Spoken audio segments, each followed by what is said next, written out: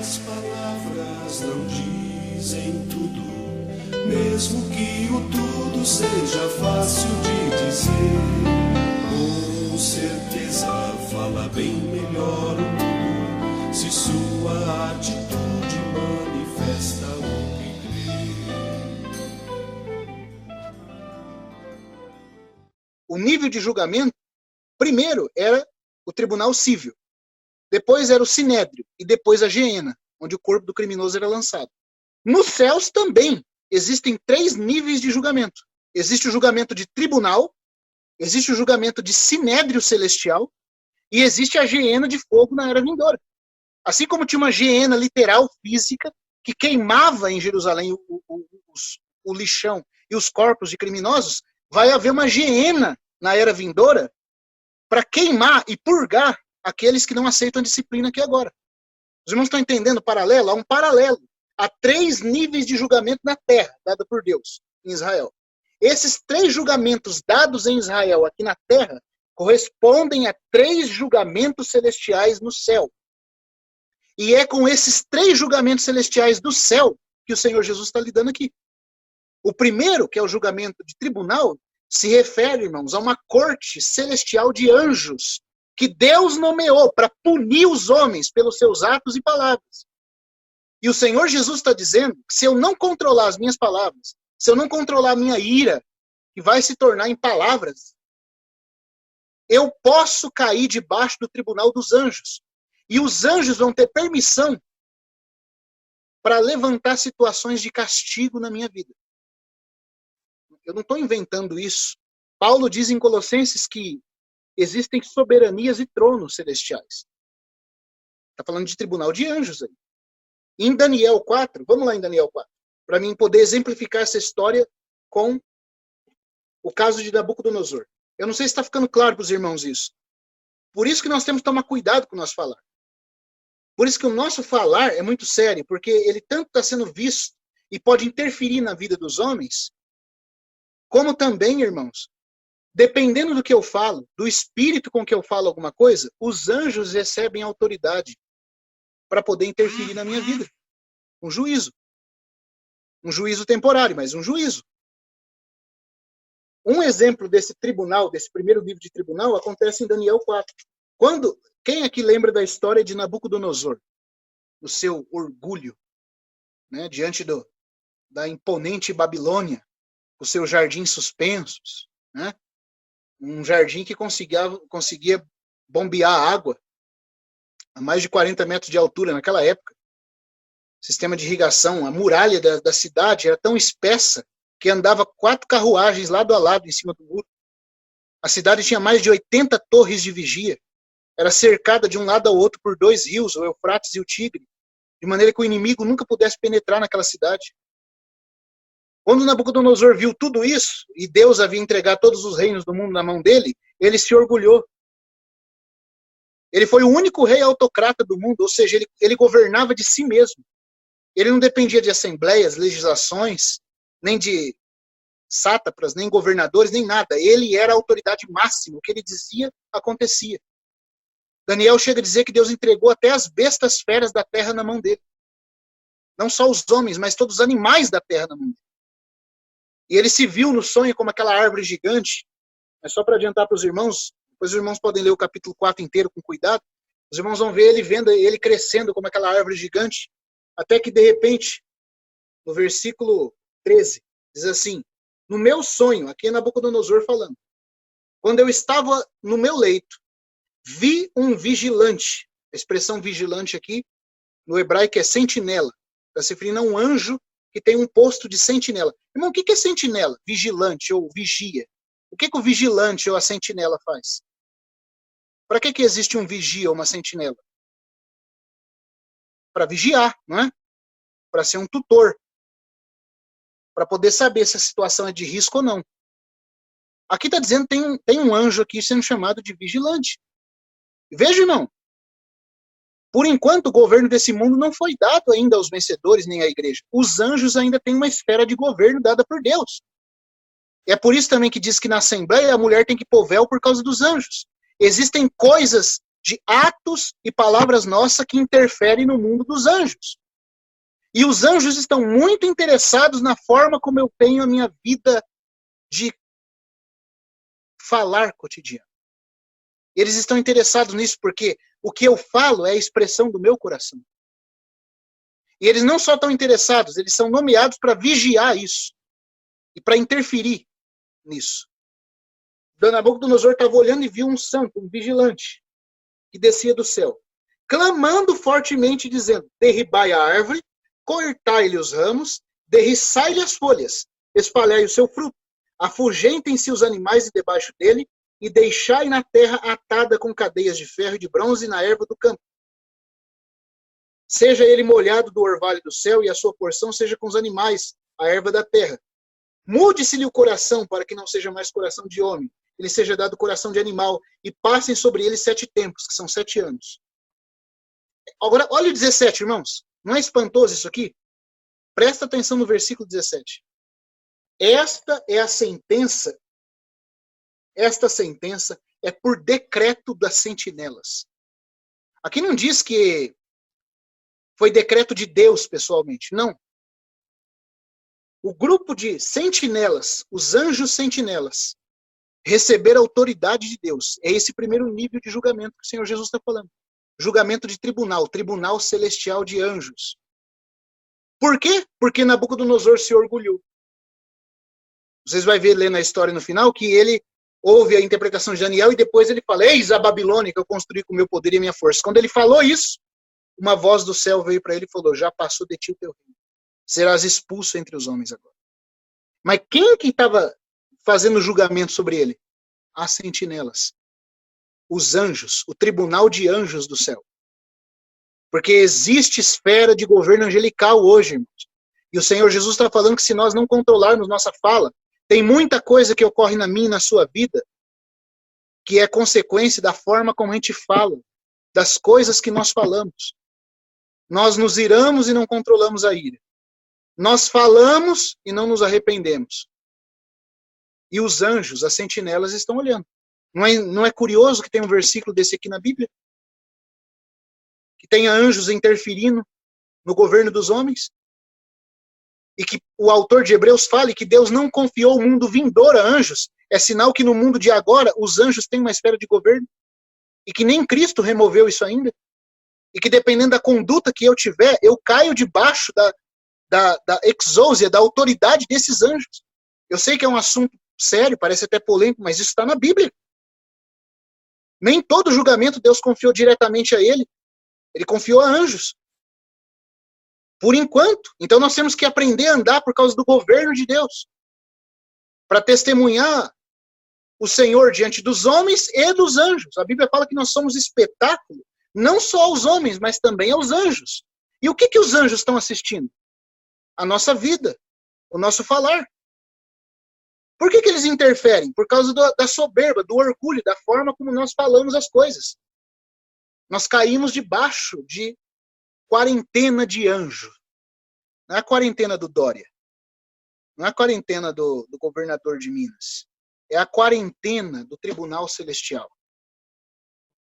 E aí as coisas começam a acontecer na nossa vida e nós não sabemos muitas vezes o porquê, irmãos. É porque Deus tem um governo. E se eu não aprendo a me sujeitar, se eu não aprendo a ser provado e ir aos pés do Senhor, isso acontece. Aí Nabucodonosor, vamos continuar lendo a história. Esta é a sentença, versículo 17. Por decreto dos vigilantes. E esta é a ordem, por mandado dos santos. Irmãos, aqui está tentando dizer muito claro que Deus confiou uma esfera de governo a eles. Eles podem interferir. Em determinadas áreas da nossa vida, eles podem interferir de modo direto, sem consultar Deus. Eles sabem, até uma determinada esfera da nossa vida, quando eles podem agir, até onde eles podem agir. Não chegou o tempo da igreja governar ainda. Nós ainda estamos debaixo de princípios espirituais, que são muito sérios. Então, quando Jesus fala lá em Mateus, cuidado com a ira, porque se você se irar, você já fica sujeito a entrar debaixo de julgamento, de tribunal. Ele não está falando de tribunal humano, porque como é que tribunal humano vai saber quando eu estou irado? É claro que o tribunal ali é um tribunal desses anjos aqui. Tem outros lugares na Bíblia onde eles aparecem. Não vamos ler tudo aqui por causa do tempo, mas tem outros lugares onde aparecem esses tribunais de anjos interferindo. É baseado nesse tribunal de anjo angelical aqui que Deus fez o tribunal de Israel, porque as coisas da lei eram figura de coisas celestes. E Cristo está falando, cuidado com a forma como você vive. A mulher traz véu sobre a cabeça por causa dos anjos, como sinal de autoridade, para dizer, nós sustentamos a autoridade que os anjos caídos negaram. Por isso ela põe o véu sobre a cabeça. E também aqui está dito que os anjos têm uma esfera de governo. E quando o Senhor Jesus fala, olha, não se ire porque você pode ficar sujeito a tribunal. Não é de tribunal humano, irmão. Tribunal humano não pode julgar alguém por causa de ira. Nunca ninguém foi julgado por causa de ira. Um tribunal humano. Porque os homens não têm como saber o que eu estou sentindo. Mas os anjos têm.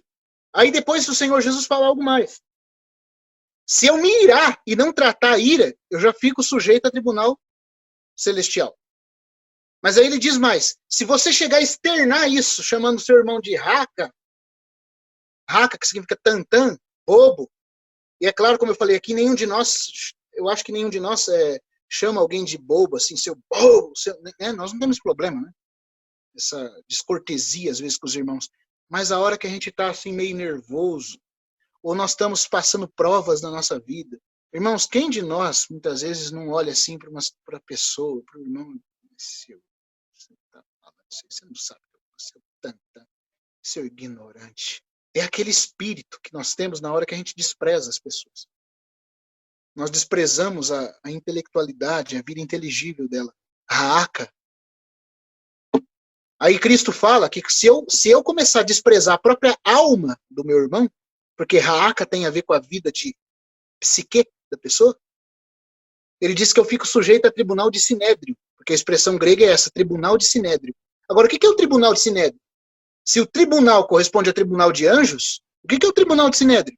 O tribunal de sinédrio corresponde àqueles concílios que o próprio Deus tem com os anjos para definir o destino de uma pessoa. Ou como ele vai tratar com a vida dessa pessoa. Agora já não é só os anjos que estão decretando nada. Porque assim como no tribunal de sinédrio de Israel era o sumo sacerdote que representava Deus que julgava, assim também no tribunal de sinédrio celestial é o próprio Deus que se reúne com seus anjos para definir o destino ou a prova em que uma pessoa vai ser inserida. Por que Deus está pondo essa pessoa em prova? Para humilhá-la, para ensiná-la a ser humilde, para ensiná-la a não julgar seus irmãos como raca. Você quer saber, por exemplo, um exemplo de um tribunal de sinédrio na Bíblia? Sinédrio celestial? Jó. Porque ali não estavam só os vigilantes. Ali os anjos tiveram que reportar algo a Deus. Quando diz assim, num dia em que os filhos de Deus vieram diante do Senhor, veio também Satanás entre eles, a expressão vim diante de, até o irmão Romeu Bornelli já falou no estudo, vim diante de significa prestar contas.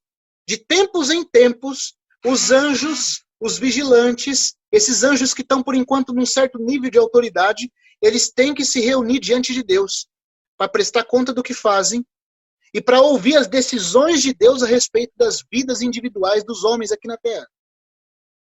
Só que o tribunal de sinédrio é algo mais sério. Agora é o próprio Deus que vai julgar uma situação. Em Israel, era Deus por meio do sumo sacerdote. Mas no tribunal celestial, de sinédrio celestial, é Deus mesmo que decide. No caso de Jó foi isso. No caso de Jó, Jó era tão íntegro que nem Satanás conseguiu achar coisa nele. Embora tentou incitar o Senhor contra. Mas não achou. Os anjos não acharam. Mas Deus viu alguma coisa dentro do coração de Jó. Um certo desprezo de Jó pela sua superioridade, como ele desprezou, ou como ele se sentia superior aos outros. E algo foi decidido a respeito de Jó no sinédrio celestial. Irmãos, isso é muito sério. Porque tem muita coisa, então, na nossa vida que vem pela forma que nós tratamos as pessoas. Raaca. Nós externamos isso com a nossa boca. Nós não usamos a palavra raaca. Ou, às vezes nós não chamamos a pessoa de vazia, de boba, mas nós nos comportamos com elas como se elas fossem assim. Então vai haver um sinédrio celestial. E Cristo fala, cuidado. Agora, o nível mais profundo é quando não só eu externo isso da boca para fora, como Jesus falou aqui, começa com ira, depois eu chamo a pessoa de raaca, Por fim, ele usou a mesma expressão que Moisés usou em Números 20. Moré. E aquele que lhe chamar Moré, Mateus 5, 22, 21, 22. E aquele que lhe chamar Moré, está na nossa Bíblia aí tolo, mas no hebraico, no grego, aliás, é Moré, estará sujeito a geena de fogo. Agora vem cá, irmãos. Crente vai para a geena de fogo? A geena de fogo não é o lago de fogo? É o lago de fogo. Então aqui o Senhor Jesus está ensinando claramente que embora um cristão nunca, e preste atenção, um cristão nunca pode ser lançado eternamente na geena de fogo. Mas ele pode ser lançado temporariamente lá. Porque é para irmãos e discípulos que Jesus está dizendo isso. Mas você viu por que o Senhor está falando que é algo sério? Por que ele está dizendo que você e eu vamos ficar sujeitos à geena de fogo? Porque nós chamamos o irmão de Moré. Ora, quando você chama um irmão de Moré, de rebelde, de incorrigível, quando você diz que não é possível manter comunhão com ele, você está querendo dizer que a graça de Deus não pode trabalhar nele. Você está querendo dizer que você considera ele digno da geena, porque é só a geena que resta para alguém que a graça não corrigiu. Agora, se nós temos a audácia de considerar um irmão digno da geena, o Senhor Jesus está falando, você quer colocar as pessoas na geena? Você quer endurecer o coração com esse ódio todo? Você quer tratar a pessoa desprezando ela desse jeito? Então você ficará sujeito à geena no reino milenar. Porque aqui é claro que a geena aqui é no futuro. Não é a geena de agora, porque agora nem tem geena mais. O vale de Inom lá não está aceso, não está queimando, não tem nada além de Jerusalém. Mas aqui está falando de uma geena futura. Vocês têm muitos irmãos que não vão entrar no reino, que vão passar pela geena na era vindoura, por causa da forma que trataram os seus irmãos. Não foi suficiente o tribunal, nem o concílio de Deus nessa era, então tem a era vindoura. Mas por quê? Porque chamou o irmão de Moré. Significa, você teve um desprezo por ele e ousou externar isso. Ousou falar, como Moisés. Isso, irmãos, acontece muito. Eu vou descer um pouco mais prático aqui, até um pouquinho mais baixo aqui agora. Acontece muito quando nós temos zelo pela verdade, quando nós estamos caminhando com irmãos durante muito tempo. Aí esses irmãos pisam no nosso calo, nos ofendem, e a tendência nossa é, também, né? E julgamos, tacamos pedra, e aí ousamos declarar que esses irmãos são rebeldes, são incorrigíveis. Nós às vezes não medimos as nossas palavras. Mas o Senhor Jesus está falando, cuidado ao chamar o seu irmão de Moré. Porque você mesmo ficará sujeito à geena de fogo.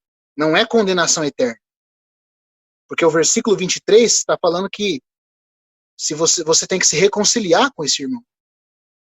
Porque senão vai ser posto na prisão e só sairá dali depois que pagar o último centavo. Essa é a prisão da geena. Da era vindoura. Agora os irmãos estão vendo que é importante, irmãos, então? Por que nós temos que dominar a nossa língua? E os irmãos perguntam assim, mas como que eu vou dominar a minha língua? De falar mal dos irmãos, de falar mal das pessoas, nos enchendo da palavra de Deus. Por isso que a ordem de Tiago é muito preciosa. Ele diz, todo homem seja pronto para ouvir. Porque se eu for pronto para ouvir, eu vou me encher da palavra. Meu coração vai estar cheio de Deus. Cheio da comunhão que flui da palavra. E aí quando eu falar, o que vai sair é a palavra. Se eu for tratar uma situação, eu vou tratar dentro da palavra. Se eu for lidar com um irmão, eu vou lidar dentro da palavra. O Espírito Santo vai me dar a mansidão necessária que me falta. Porque a palavra está habitando ricamente em mim. Agora, se eu não tenho a palavra, o que vai sair de mim é ira. É desprezo pelo outro, raca, é moré. Agora, como é que eu posso considerar um irmão lavado no sangue do Senhor de moré? Esse foi o erro de Moisés. Por isso foi tão sério o que ele fez.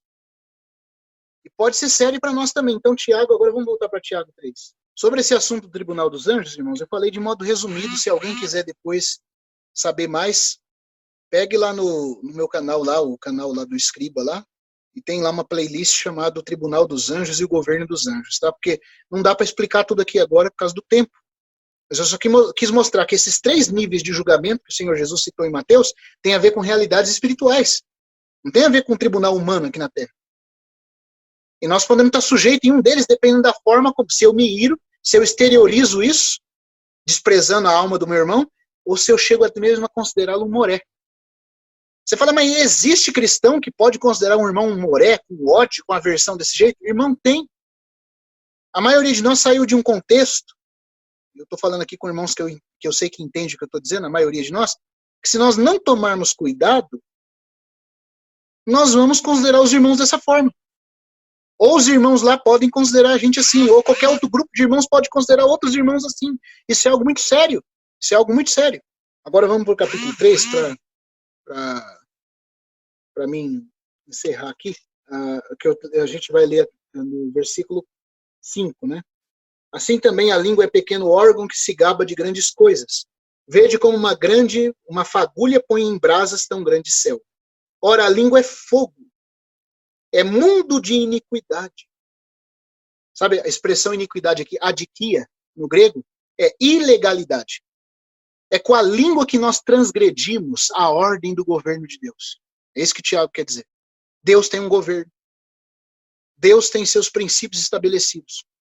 E nós, com a nossa língua, quebramos esses princípios e, pior, estimulamos as pessoas a fazerem o mesmo. Mudamos o agir de Deus na vida de uma pessoa por causa da nossa palavra. E essa pessoa entra na mesma roda, no mesmo curso que eu. Então a língua é mundo de ilegalidade. Ela falha contra o que Deus estabeleceu. Como Moisés, né? Moisés falou contra o que Deus havia ordenado que ele representasse. A língua está situada entre os membros do nosso corpo e contamina o corpo inteiro. E não só põe em chamas toda a carreira da existência humana. Essa expressão, carreira da existência humana, no grego é o curso, ou a roda da vida humana. A ideia aqui, a palavra roda, também significa curso, significa o caminhar do indivíduo humano. A língua incendeia, ou seja, o caminhar, aqui, a ideia de Tiago, porque o texto grego sugere isso, que o homem já nasce pendente ao mal. O curso do homem é mal, desde o seu nascimento. Mas você sabe qual é aquilo que é capaz de inflamar esse curso do mal? A língua. O pecado, nós somos tendentes ao mal, desde que nascemos, o mal, o pecado dentro de nós. Mas, de acordo com Tiago, o que põe fogo, o que faz isso queimar e arder mais rápido, é a língua. Irmãos, não, imagine uma cena, eu fiquei imaginando, imagine que todos os homens perdessem a fala durante um dia na Terra. Tá, não haveria comunicação, não haveria muita transação, né? Não haveria muito percurso. Porque sem fala, o que você faz? Mas você já pensou quantas mortes, quantas conspirações, quantos males, quantas desgraças deixariam de acontecer só naquele dia?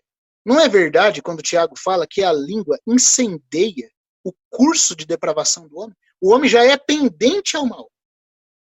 Mas é com a língua que Satanás consegue energizar o homem do mal. É interessante porque Tiago fala do curso da existência humana, e Paulo, em Efésios 2, ele diz que o príncipe da potestade do ar, ele energiza os filhos da desobediência. Então, Satanás é como se fosse um mosquito que pousa, um avião que pousa na pista de pouso da nossa carne, ou um mosquito que senta na carniça do meu corpo caído. O meu corpo caído já é tendente ao mal. E Satanás é capaz de energizar. A palavra em Efésios 2 fala que ele atua nos filhos da desobediência. Mas o texto original fala que ele energiza, ou seja, já há pecado dentro de mim. E Satanás é capaz de energizar isso, de potencializar isso no curso da minha vida. E aqui Tiago diz que tem um órgão que ele usa para fazer isso inflamar de uma forma mais forte. Tudo que há de mal dentro de mim, ele inflama de uma forma mais forte a língua. A língua é a seta que ele usa para poder inflamar tudo que tem de mal. A pessoa já é tendente, mas é com o falar de um outro, é com o conselho de um amigo, é com o falar negativo ou de maldição de alguém sobre determinada pessoa, que ela se ira, que ela busca vingança, que ela tenta, né, obter vantagem, que ela humilha o outro feito à semelhança de Deus. A língua. A língua é o instrumento do curso de mal que o homem segue. Já é tendente ao mal, mas com o falar fica pior ainda. Então, irmãos, nós temos que pedir para o Senhor realmente guardar a nossa boca. Se nós não sabemos o que falar, falamos. Se o que nós falamos não vai edificar, não falamos. Nós precisamos pedir ao Senhor que Ele encha nosso coração com a palavra. Porque a forma como eu falo é de interesse do céu. Os céus estão de olho. Satanás está de olho para usar aquilo para o mal. Os anjos nomeados por Deus estão de olho para saber se o governo divino está sendo guardado. O tribunal angelical. E os homens estão de olho para encontrar em nós o testemunho do Senhor ou não. Baseado no que nós falamos. Então ele vai dizer que ela põe em chamas toda a existência humana e também é posta ela mesma em chamas pela geena. Eu queria que a gente pudesse ler um último trecho aqui para encerrar. Vamos lá nos Salmos 120, versículos 1 a 4. Veja como isso faz ligação com o que o Senhor Jesus disse em Mateus. Se você está irado, cuidado. Isso já pode colocar você em julgamento de tribunal. Irmãos, e eu penso isso é resposta para muitos problemas que muitos irmãos... Você já reparou, e nós também podemos reparar na nossa vida, que parece que tem irmãos que passam uma quarentena espiritual na vida deles, e essa quarentena nunca termina. Deus tem que toda hora ficar mantendo ele em quarentena. Não dá para Deus soltar ele. Ele está sempre em uma situação onde parece que alguma coisa está posta sobre a vida dele para tratamento. Essa quarentena pode ser um desses tribunais, onde ele ofendeu o governo divino, e o governo divino, representado em anjos, interferiu. E ele não se arrependeu. Agora o próprio Deus entrou em cena e interferiu. E ele não se arrependeu. Se aqui nessa vida não for suficiente para corrigir o falar dele, e lembrando que o falar aqui que eu estou dizendo é a expressão da alma dele, porque o homem bom do seu tesouro tira coisas boas, esse é o problema da língua, ela fala do que está no coração. Se não corrigiu a alma aqui agora, tem a geena de fogo na era vindoura. Por isso que Tiago fala, a língua põe em chamas a existência dos homens agora, e ela mesma é colocada em chamas pela geena. Se não for suficiente agora, tem tratamento na era vindoura. No Salmo 120, verso 1 a 4, fala, na minha angústia clamo ao Senhor e ele me ouve. Senhor, livra-me dos lábios mentirosos e da língua enganadora. Que te será dado, ou que te será acrescentado, ó língua enganadora? Caluniadora, né? Na melhor tradução. Que distorce as coisas. Que não representa fielmente a Deus. Vou falar. Versículo 4. Setas agudas do valente e brasas vivas de zimbro. Veja que o versículo 3 está falando o que te será dado. Isso é futuro. Ou seja, toda língua desgovernada, toda língua fraudulenta, toda língua caluniadora, toda língua que não obedece a Deus, vai provar isso aqui. Ó. Setas do poderoso. A expressão valente aí é o poderoso. Está falando de Deus mesmo. Deus se encarregará de julgar. E brasas vivas de zimbro. O zimbro é uma árvore de quase 4 metros de altura, que é interessante. Você acende ele, ele queima, ele vira brasa, e a brasa dele não apaga fácil. Então está falando de um fogo de longa duração. O que é o fogo de longa duração? É a geena, irmãos.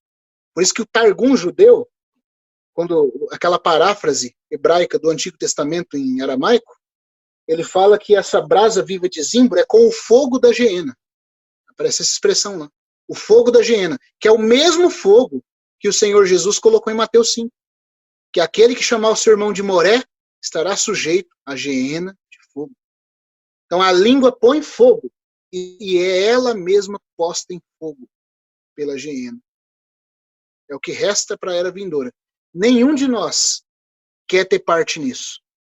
Que nós possamos, irmão, pedir ao Senhor para Ele encher o nosso coração da palavra. Realmente essa ordem de Tiago é muito preciosa. Nós sejamos prontos para ouvir a Deus. Porque se nós ouvirmos bem a Deus, nós vamos falar boa palavra alcançada. Eu falei que era o último versículo, né? Agora é o último versículo, por favor. Vou para o último agora, tá? Vamos lá em Isaías agora. Isaías 50. Vamos ver o modelo do Senhor Jesus em relação à nossa conduta com as palavras.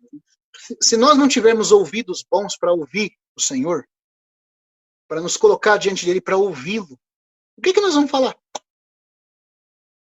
O que nós vamos falar para as pessoas? Vamos falar das pessoas? Vamos falar no meio das situações? Nós não vamos ter nada para falar. Nada que edifique, pelo menos. E a nossa boca vai ser um mundo de ilegalidade, um mundo de iniquidade que vai pôr fogo em toda a história, vai prejudicar pessoas, vai desonrar a Deus diante do mundo angelical. Nossa alma não vai ser tratada, e nós vamos ter que provar a geena de fogo, que é a última coisa que resta para quem não se deixou transformar. Agora, o capítulo 50 de Isaías mostra o Senhor Jesus um exemplo totalmente ao contrário. Capítulo 50, versículo 4, que é uma profecia do servo, e esse servo aqui, claro, é o Senhor Jesus, o servo com S maiúsculo, né? O servo excelente, e aqui fala da vida dele, do conduzir dele nessa terra. O Senhor Deus, aqui é Cristo, né? Falando por meio de Isaías, falando a respeito do tempo dele aqui na terra. O Senhor Deus me deu língua de erudito. É que interessante, né? Porque nós costumamos usar o termo erudito para quem sabe muito. Mas o termo erudito significa aquele que ouve bem. É aquele que é bom no ouvido. Olha só, ele tem boa língua porque ele ouve bem. Veja, o Senhor me deu língua de erudito. Língua como os que ouvem bem.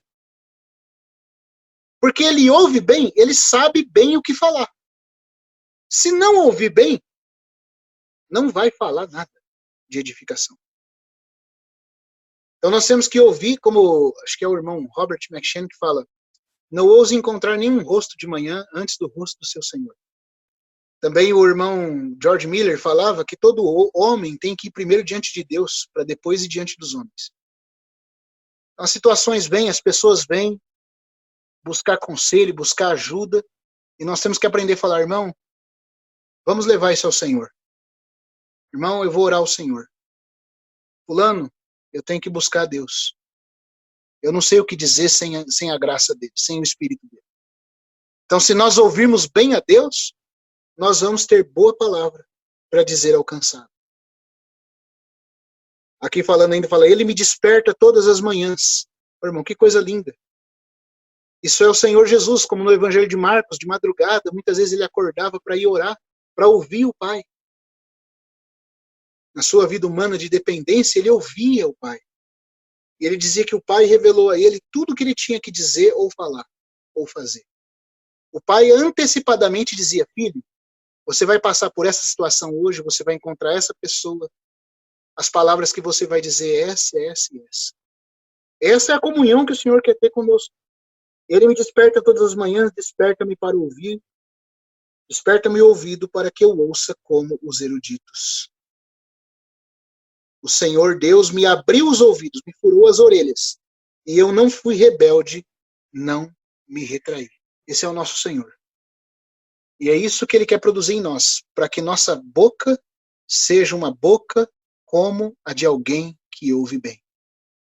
Irmãos, só o Espírito Santo para produzir isso em nós. O caminho, a chave está aí, já no como a gente tem vendo aí na Epístola de Tiago.